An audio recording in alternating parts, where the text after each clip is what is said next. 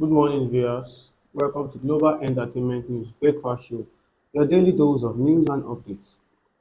I am Stephen, your host, and joining me in the studio today are Bernard. I will be taking today's top story from Punch and Vanguard newspaper. Today's top story from Punch: Nigeria cuts power supply to Niger Republic. The federal government has reduced electricity supply and sales of the junta-ruled Niger Delta by 42%, cutting it down from 80 megawatts to 47 megawatts. The measure has caused the country's electricity production to fall by 30 to 50% and forced state-owned power company NEDLEX to impose planned power cuts that can last several days, especially in Niamey. This was disclosed by Niger Energy Minister Audu Ahmadu in an interview with AFP after complaint by the citizens and an improved adoption of solar energy resource. Recall that Nigeria suspended much of its electricity exports to the West African Union as part of regional sanctions against the junta that topped civilian President Mohamed Bazoum in July 2023. Well, even if they still wanted to cut the Niger Delta electricity supply, I feel like it will still make a change in Nigeria that we don't have constant light. We are actually facing when it comes to low power supply in the country. Putting this down again might even cause um, more blackouts in the country. Not even about blackout, it might even cause another enemy from within and you don't even know because why would you want it to cut the power supply from them? I know they might say that it's going to save them from whatever that is drawing light from Nigeria and then putting us in a blackout in Nigeria, but I feels like it doesn't have to necessarily mean this thing has been going on for a long time and it's not in this administration that you wanted to say that okay, you wanted to start cutting our Niger Republic power supply. Well, I don't know what really happened with when it comes to that agreement they're having with Niger Republic, but in the country, I believe what the government are trying to do now is to use that excuse that is the generation is the light they are giving to Niger Niger Republic that's Republic. making ours not to function It's the well. same thing that they talk about when it comes to dollar rising. They say that it was the binance officials that is making dollar to rise, and they have already stopped them from working in Nigeria, and then the dollar is still rising. Well, Nigerian government and their propaganda in doing things. It's very, very wrong for them to believe they are doing they want us to believe they are doing their work right, but obviously it's not going the way we want it to go. All right, moving on to our next story from Punch this morning. Lebanon returnees, two others get 17-year jail from cocaine smuggling. The Federal High Court in Lagos have sentenced three drug traffickers to a total of 17-year imprisonment for trafficking 7.3 kilograms of cocaine. The convicts are a Lebanon returnee, Chijioke Igbokwe, and commercial driver Ezechi Sakran, and a spare parts dealer, Okeke Igwe. The trio were convicted by separate judges after pleading guilty to the offences. Justice Ambrose Lewis Alogwe sen ten ced Igokwe and Simon to 8 years combined for trafficking 6.243 kilograms of cocaine. Wow, just imagine these people are people that do business, and I don't know what the I don't know who shall actually give them that conviction that the best way for them to make money is to go To make into more money, not that to go. because when we talk about people that sells those spare parts in Nigeria, they make a lot of money out of it because when the spare parts selling alone is a lot of income, and then people that go into that spare part they don't just go into it with little money, they go into it with a lot of money, and then you now feel like okay, smuggling cocaine into Nigeria is another best way for you to make extra money. No, now And the way I see this, it's probably inside the spare parts they are smuggling this cocaine from exactly. to bring it into the country. And Well, they've met their end when it comes to this. 8 years in prison is not a small thing. It's not even a small. Having 8 years in prison, well, 18, 17 years. they're gonna there's a total of 17 for all of them. But Saipon and Igbope had 7 years each, have 8 years each. There was actually a big one for one person alone, 9 years, I guess. Well, it's not easy, I tell you. Hundreds of Boko Haram suspects arrested in Lagos. Hundreds of suspected Boko Haram members have been arrested in Lagos. The commander of the Civilian Just Task Force in Lagos, Mr. Kumar Sanda, has disclosed. Kumar made the revelation on Wednesday while speaking at an award ceremony in Lagos, where he highlighted the CJTF's ongoing efforts to prevent infiltration in Boko Haram insurgents and bandits fleeing the north into Lagos. As the event held at the Airport Hotel Lagos, Kumar received the Best Security Group in Lagos award for the Nigerian human rights community. According to the CJTF commander, arrests are regularly made to trailer parks, quarries, markets and other locations where people from the north are known to gather upon arriving in Lagos. Wow. I already suspected that bomb blast that actually happened in the areas of Ikeja is not just as if it's an explosion. When they say it's an explosion, I feel like it's not an explosion because that way is to it's a way that cars are passing by. Then it feels like they're going to be a gas implant over there. No, Well, in this case where hundreds of Boko Haram suspects are arrested in Lagos, I think it's very, very, it's a good step because it's um, alarming. It's not even. It's alarming because yesterday I talked about it. But if those insurgents and then terrorists are already done with the people in the north, don't you think that they are going to be moving on into other states? well, me, I believe they are just suspected. They are just suspects, alleged, because they've not actually given us a good information about who was arrested and who was not arrested, or the fact that the other states really allows the Hausas and the northern parts of this country flee away from their own states coming to another state is very, very alarming now because the dangers in their state themselves doesn't allow them to stay. Most of them might not be criminals like the way we think. Most of them are criminals. They mix together to go out and get information. Most of them are also spies. So in this case where the CJTFs have come out to tell us that hundreds of Boko Haram have been arrested, well, suspects allegedly have been arrested, right? It's actually a good step for us to be careful because if things happening in the north start happening here in the west and the southern part of the nation, the eastern part of the nation, I tell you, the country is no more safe. Exactly. So, all right, moving to our next story from Punch this morning. Tinubu's France retreat sparks backlash amid rising insecurity. President Bola Tinubu's continued stay in France has drawn sharp criticism from opposition leaders and security experts amid a surge in violent attack and killing across the country. The 2023 presidential candidate Atiku Abubakar of the People's Democratic Party, Peter Obi of the Labour Party and other opposition parties urged the president to return immediately, citing recent massacres in Plateau and Benue states. On April 2, 2025, the president departed for Paris, France on a two-week working visit. During the visit, the president will appraise the administration, meet term performance and assess key milestones. Tinubu's special adviser of information and strategy, Bayo Onanuga, disclosed in a statement.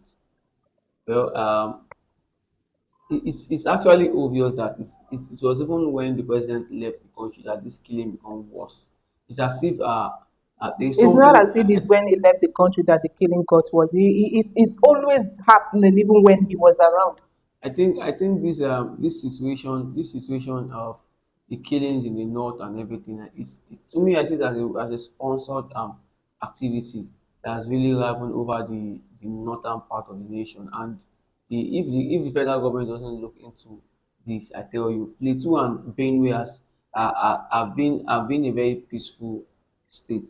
But throughout this year, so many killings in that place. I don't know what really happening in Plateau, especially so many killings. Now moving into Benue, for, before it was Borno that had the highest killings then, but now we're now moving to Plateau and just Plateau and Benue. I It's think really this. it really really saddens in a country where we have a leaders, a president, ministers, governors, and all that sitting in the red chamber, and then we are complaining every day. The news, no day that you don't wake up and to a news that there is no a news of killing in this particular place or kidnapping and all that, and then everything just went silent after a day or two of complaining about it that someone is being kidnapped, and then let me say crowdfunding has been made to release the person, and then the next thing is the leaders are not doing anything. This is really a sad stuff. Like Oh, it's really really a sad stuff. our government needs to really work on the aspect of killings in the north. All right, moving towards our next story, top story from Vanguard. For welfare, the maritime workers issues strike notice to the firm. The Maritime Workers Union of Nigeria (MWUN) has issued a 21-day strike notice to the management of Sea Transport Manning Service Limited over its refusal to sign a new bargaining agreement. CBA, since the expiration of subsisting one since 2023 for its workers who are bona fide members of the Maritime Workers Union of Nigeria. The union, in a statement in Lagos by its President General Francis Bono and head of media Mr. John Ekwemfuna, alleged that several attempts to engage the management of the company on the needs to negotiate and sign a new CBA meets nothing than frustration, hurdles, and other antics. Well, it is actually very bad because the statement reads that the entire CBA has since expired in 2023, And yeah, and they for the haven't signed last two another one. years, yeah, for the last 2 years it has expired. Sea Transport Mining Limited is actually giving its no reasons for a union to have their way in doing things. And I tell you, this 21 days momentum to the strike is really going to affect the country. I tell you, it's going to affect the country because Everything is actually, let me just say, everything is actually affecting the country right now, and then most of our imported are coming from the are sea. coming from the sea, so it's going to really affect so many things. I tell you. Wow. I don't even know what to say, but it feels like right now we are already at this point of everything breaking upon us. Like nothing is just going to be done. Well, every day to new things in the country. I tell you, new things are just giving the country headache, and our president is somewhere in France enjoying himself. All Exactly. right, moving up to our next story from Vanguard. Reps order Remaiter to refund 182 billion naira withheld from TSA since 2015.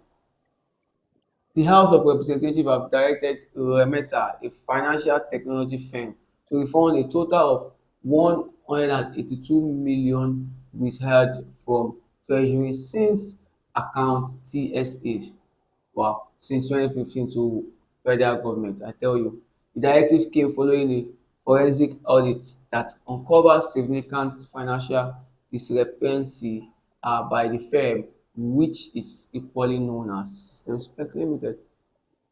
The Public Account Committee (PAC) of the House gave the order during a hearing in Abuja yesterday following the submission of the investigative report by the consulting firm Seyi Katola and Company, as chartered company to be precise. Well, this is actually a huge amount of money, I tell you, You're because saying this actually it's a huge it's a amount of huge money. amount of money, 184 billion naira.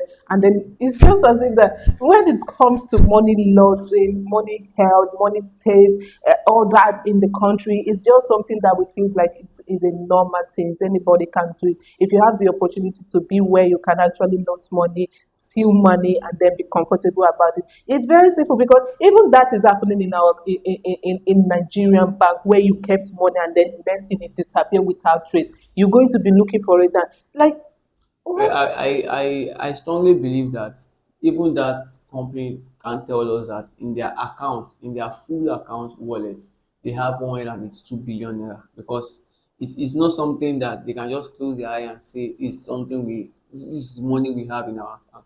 That money is actually a huge amount of money for them to return, I tell you. And in this country whereby I tell you that money will not even be returned. It's just to me, to me, I see it's just like propaganda to everybody to believe that the money is going to be it's returned. going to be returned, and eventually we brought it out to the press for them to see that this is actually happening. But behind the curtain, we know how it's going to end. All right, moving up to our next story from Vanguard. Insecurity worsen. Herdsmen kills 144 in Plateau. Benue in 14 days. Wow. No fewer than 144 persons have been killed by the herdsmen in two northern central states of Plateau and Benue State in the last 2 weeks, as a bloodletting continued late Tuesday with the killings of at least 13 persons, while score of others sustained injuries, with other 50 houses razed. Recall within the period 104 persons comprising 52 in Bassa local government area and another 52 in Boko local government of Plateau State were killed by Mauldin herdsmen, while at least 40 were also killed in Benue State.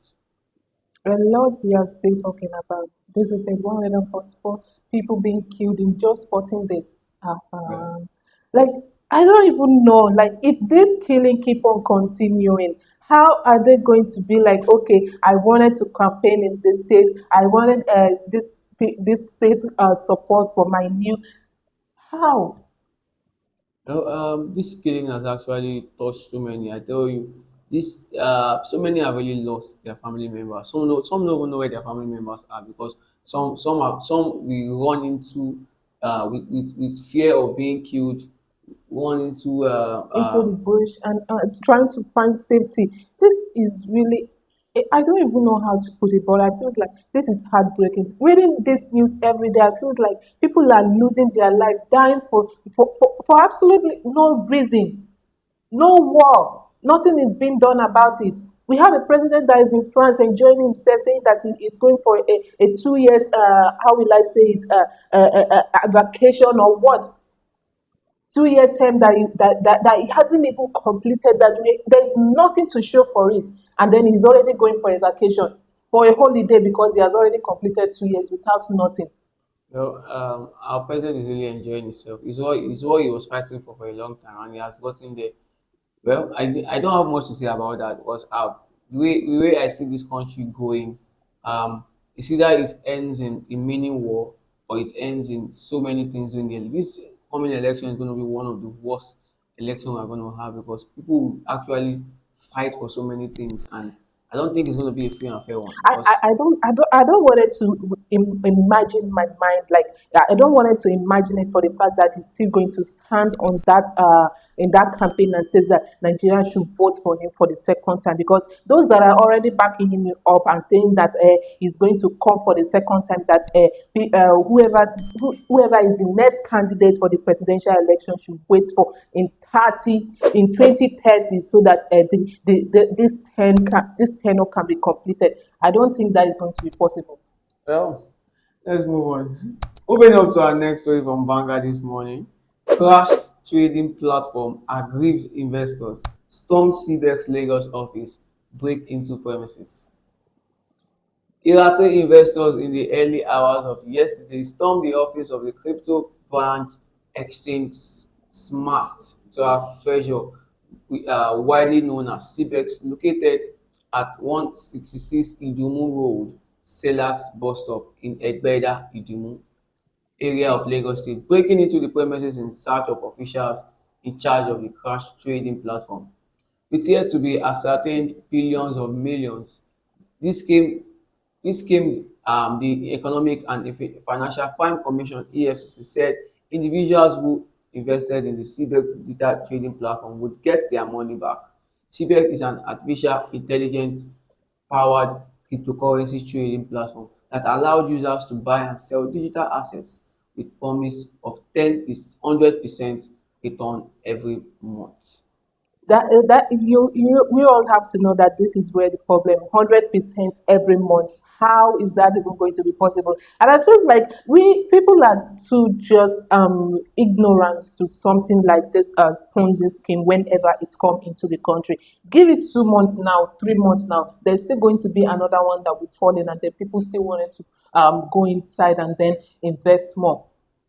Well, the EFC has come out to say they That should give is them a break, that that the is money a, is going to be refunded. Well, that is a we all know that lie. that is just another Ponzi scheme to make people believe that their money is going to be coming back. Even And if the money is going to come back, I feel like just 5% of these people that invested is going to see the money, but the rest they won't.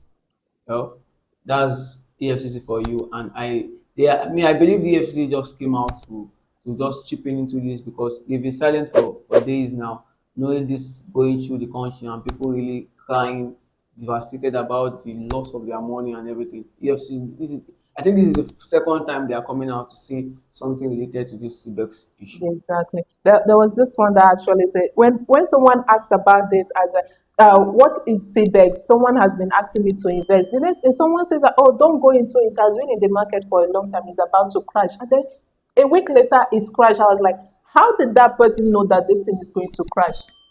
It's a Ponzi scheme. CBEX, the fraud is not actually run by one person. It's a group of people coming together to do people. I tell you, that's how it works. All right, viewers, thank you for joining us today on the Breakfast Show. I've been your host, Steven. Be sure to join us again tomorrow. Don't forget to like, share, and subscribe on all our social media platforms for news updates. Have a blessed day.